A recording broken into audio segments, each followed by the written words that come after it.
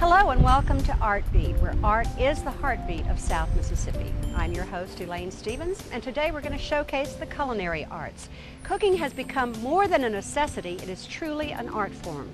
You may recognize the building that I'm standing in front of. It used to be the old Mary's Drive-In here in East Biloxi.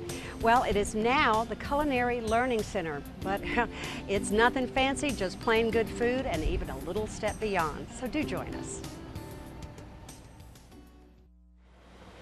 I had the privilege of dining here at the Culinary Learning Center some weeks ago for a phenomenal people lunch, which is coming up in August, a big event.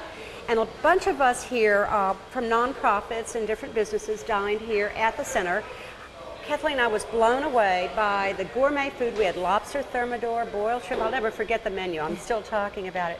Tell everyone where we're standing and what this place is, because a lot of people don't even know it exists. That is true, so we've discovered. But we are the Culinary Learning Center. We are funded through the National Emergency Grant to help individuals who were impacted by Katrina.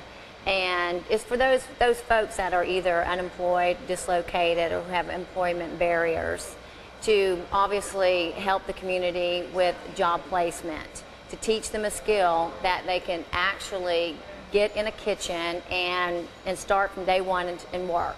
It's fundamental skills. It's an 11-week training course where the first 7 weeks are spent in the classroom in the kitchen.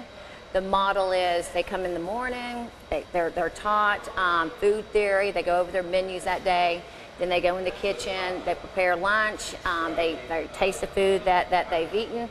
Then after that, they clean up, which is also part of their training, and the last hour is built around food safety and sanitation, which is through the Restaurant Association for ServSafe. ServSafe, right. For line staff.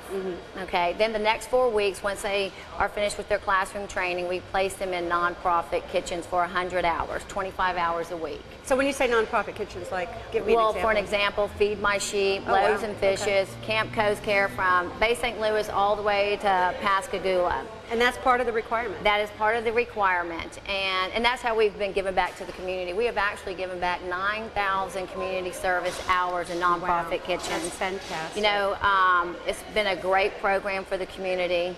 We are on our 9th class. It is the last class under this grant, and this class particularly will graduate on Friday. They'll have a graduation luncheon. This coming Friday? This coming Friday, okay. And then their workplace experience begins on Tuesday. So each class is broken up. So as a class leaves, another class begins after the 7 weeks. And the second part of the program, the second component of the program, which has been very successful, is our job placement program.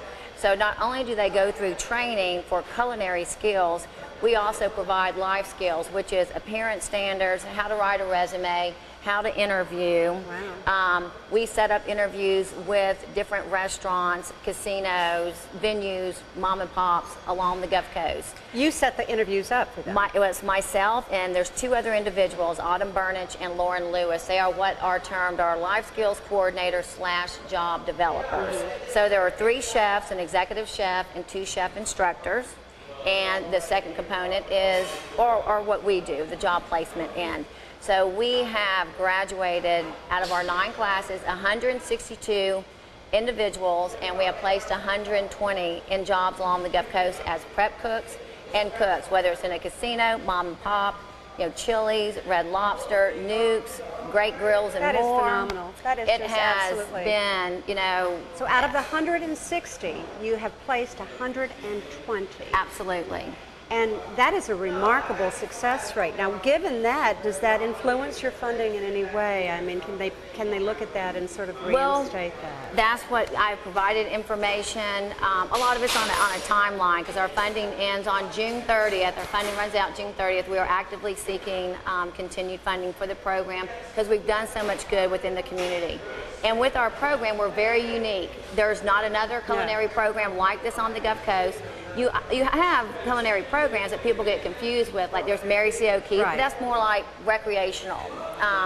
Even like courses that you pay for, and it's like one night of Brazilian cooking and so forth. This is a job placement program.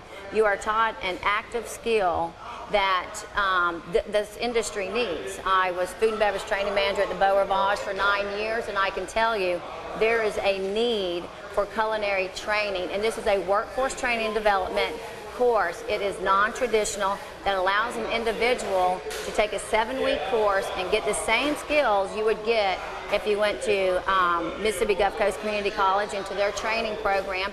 And the other training programs they have would be in your high school level for ProStart, which is through the Restaurant Association. Right, and he is very active in that, as they are in the IP Culinary Arts Center at the Mary C. But it's like you said, this is about jobs. This is about employee retention. It's about skill levels. And it's about keeping this coast active within our hospitality and tourism industry. So we're going to talk to Chef Gerald about the beauty of the art of cooking.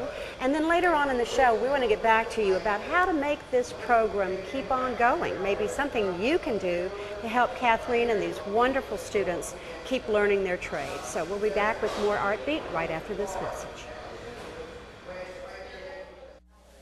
Welcome back to Art Beat. We promised you the art of cooking, which is no longer just a necessity. It truly is an art form, and you've been at it for quite some time, haven't you? Yeah, about 20 years now. And tell me where you've been. I've been from Boston to Florida, all the way out to Texas. You gotta sing that song? I know, exactly. But it's been great. You know, in each region of the country, we have a different cuisine. That's right.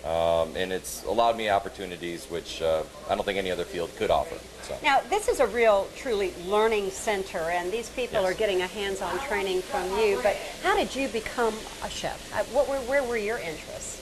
Well, I can remember being on my grandmother's counter, watching her bringing food together, and just sitting down and just enjoying food. And from there, it's just been a passion of mine. And I went through culinary school at Johnson & Wales University, and received my degree. I went on to do some internships. One was at Walt Disney World, where I was an area chef. And again, I've had opportunities in New Orleans as well. And it's a field that requires patience, chutzpah. Patience and passion, I would say, and definitely patience. I know that, you know, when you work long hours, when I go home in the evening, I really don't want to do that, but I see the light in these people's eyes as they're learning from you. What do you see about their passion as it's growing through the curriculum? Oh, it's been unbelievable. I mean, we have people that come in that have never even picked up a knife. Oh, really? This has just been something that they've always wanted to do. And they've probably taken a similar path where they've been with their family, enjoying food, that camaraderie that just comes with food. And so this has been an opportunity for them to turn that passion actually into a career path as well. So it's really taken them far, and so we're very happy. How does that make you feel? Very excited. It's like watching a child grow, isn't it? It is. We've had people from just all walks of life that come in. So yes, it's very rewarding.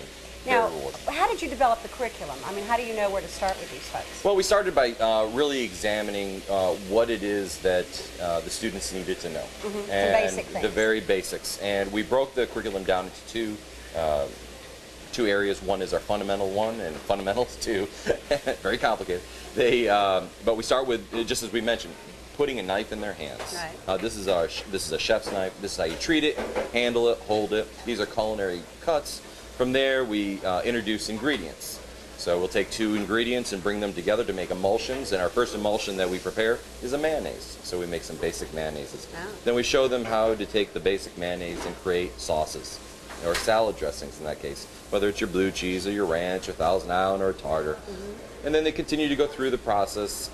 We go through breakfast cookery, garde manger. Explain what garde manger is. Garde manger translates to keeper of the cold. So we introduce cold food preparations to them, whether it's a composed salad or compound salad, how to present food in a more artful manner.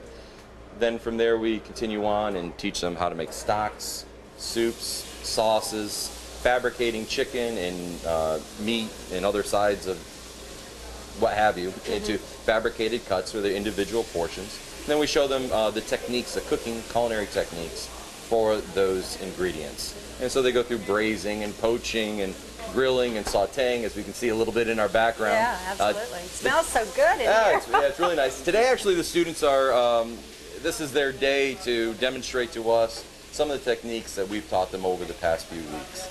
So it's a great day for us to really judge where we are within the curriculum. So this is their creative outlet today. Basically, they're doing their own thing. This is not a set menu.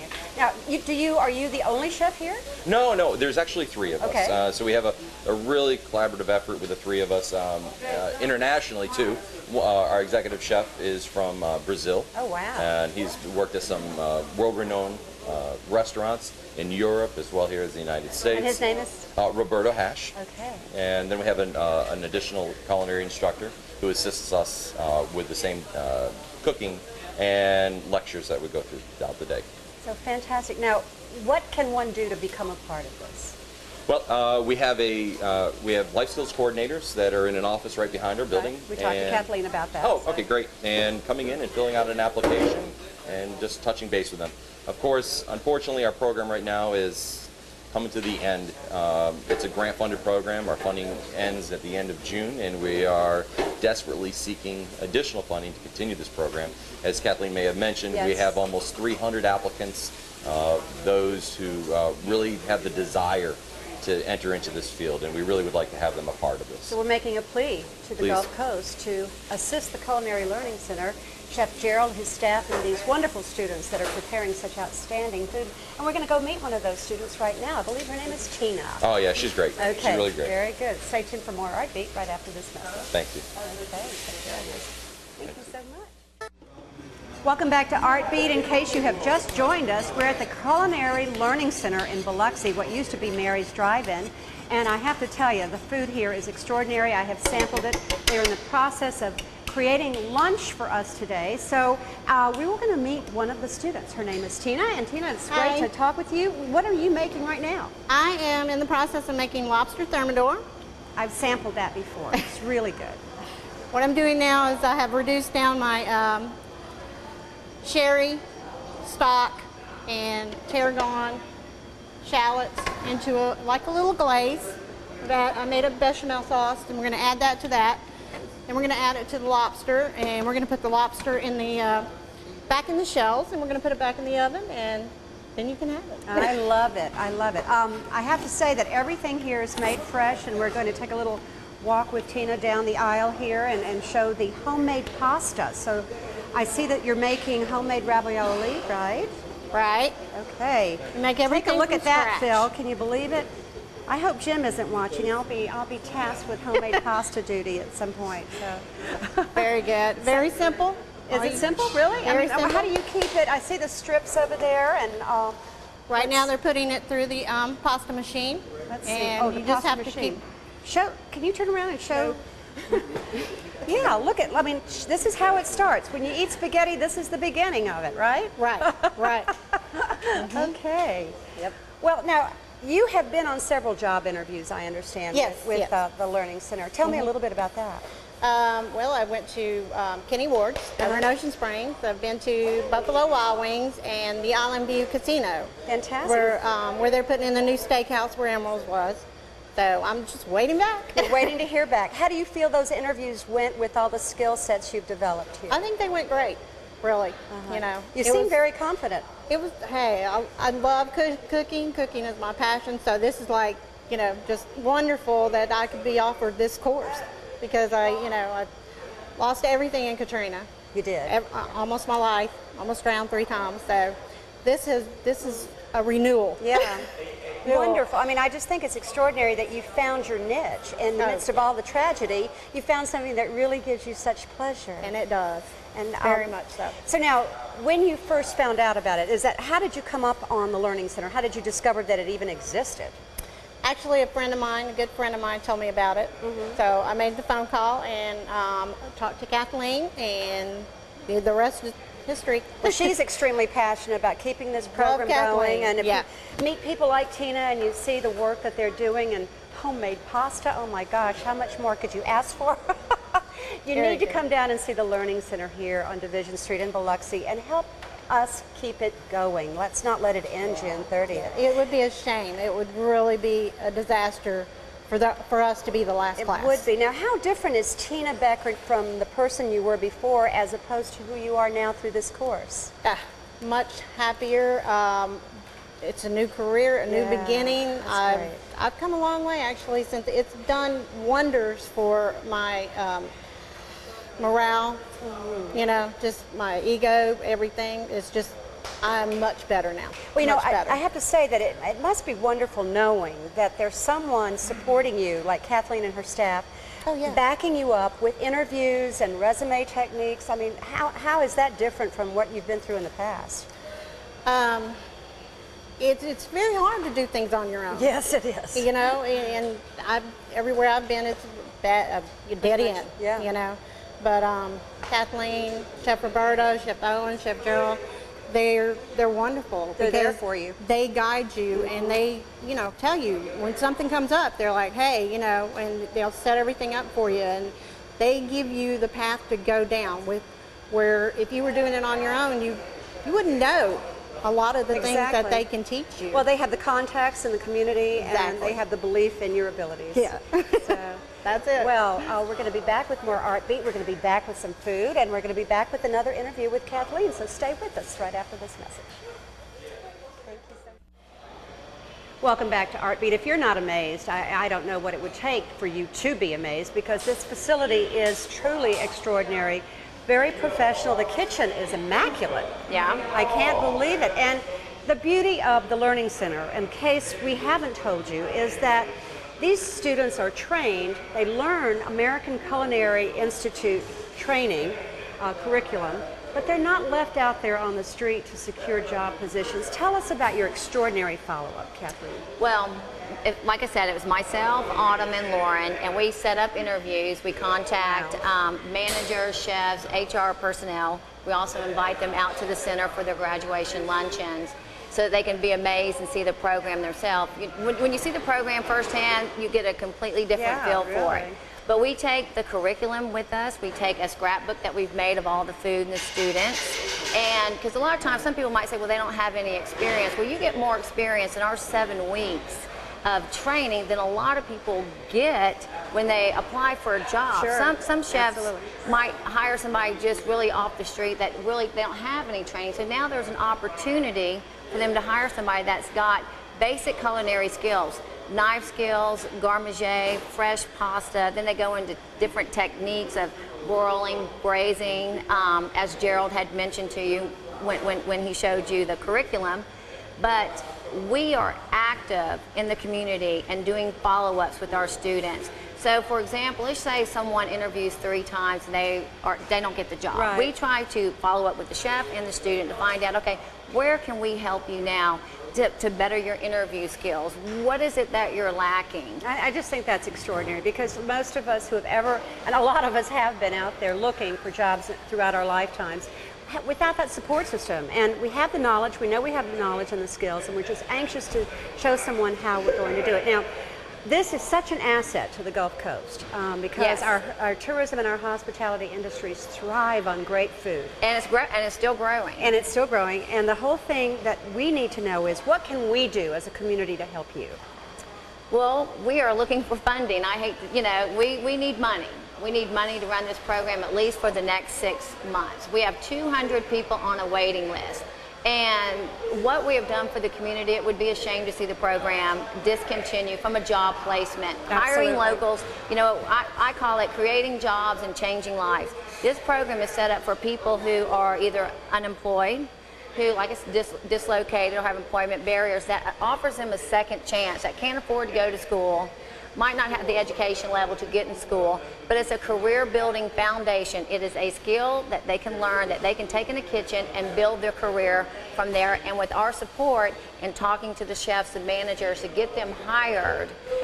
Okay, how do they get the money to you? I mean, what is the way to get the funding to you? They can contact me, Kathleen Fitzgerald, at area code 228-234-2913. So you will take donations and contributions. We will take donations, contributions, pledges. We are currently offering catering services to the community obviously for funding for the program. So all the money will go back in the program. Eventually, we are hoping to sell plate lunches out of Mary's Drive-In, Well, Culinary Learning Center. It Most is people Mary's know Drive. it by Still like Mary's Mary's Drive-In Drive-In, right. across from Salvation Army. So all that money will go back into the program, as well as I've been working with several people in the community trying to get funding through other grant money, or just like a senior feeding program with the Board of Supervisors. We've talked about it, and that might work out. Just anything that you can help to provide, even if it's a lead for funding for the program. And you need to come down here because these students really do Absolutely. showcase their talents. And I tell you, the food is delicious. So we're going to take a break right now, and you're going to watch me eat their delicious food. Right, Kathleen? Yes. Okay. Stay tuned for more Art Beat right after this break.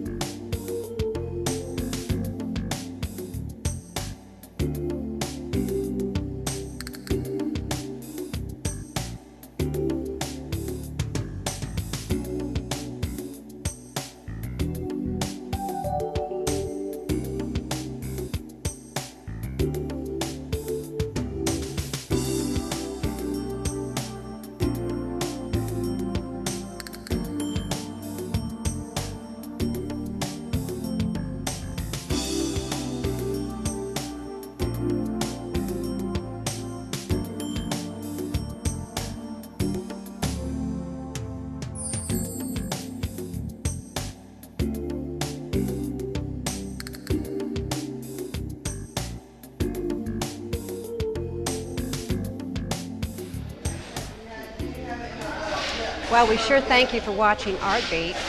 I tell you what, I really love this job. The food here at the Culinary Learning Center is always delicious. Bon appetit. See you next time.